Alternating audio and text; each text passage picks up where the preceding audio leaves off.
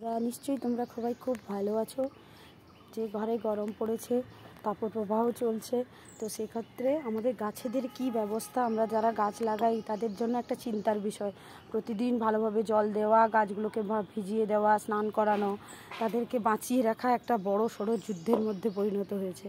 তার মাঝখানে গাছ লাগানো তো এখন সম্ভব নয়, নতুন গাছ, কারণ ওই গরমে বাঁচানো খুবই কষ্টকর ব্যাপার।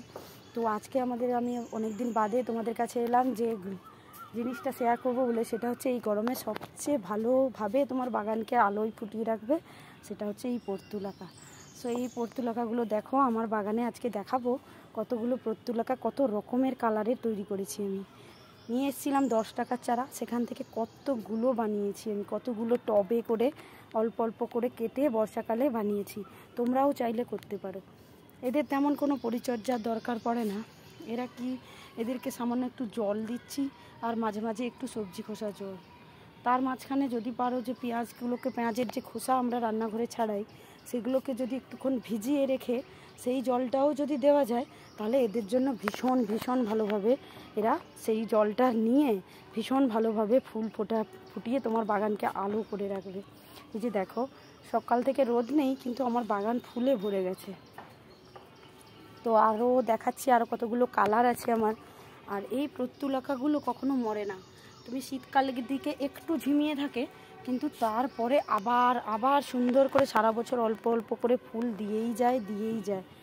আর এই হচ্ছে আরেকটা পর্তুলাকা, এটা লোকাল, পুরো সব জায়গায় পাওয়া যায়। কারো কারো বাড়িতে তো জঙ্গল হয়ে থাকে। দেখো পুরো জীবন্ত ফুলদানির মতো এরা থাকে।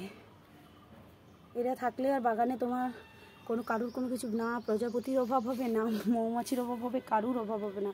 এরা বাগানকে আলো করে বসে থাকে। এই যে দেখো কতগুলো টপ করেছি আমি। তো সেটাই বলছিলাম যে সবাই মিলে পর্তুলাকা করো এই গরমে, এরা কখনো নিরাশ করবে না। এরা সবসময় তোমার বাগানকে আলো করে রাখবে, এবং এদের পরিচর্যাও খুব একটা লাগে না, এদের দিকে খেয়াল রাখতেও হয় না। তো সবাই মিলে সেই জন্য পর্তুলাকা করো। আর পারলে এই টাইমে কিছুটা কাটিং বানিয়ে বসিয়ে দাও ঘরে, যা কিছু জিনিসপত্র। এই যে দেখো আমি বসিয়েছি কালকে, এই যে আমার ছোট টিফিন বক্সে পর্তুলাকা বসিয়েছি, সে আবার ফুলও দিয়ে দিয়েছে একটা।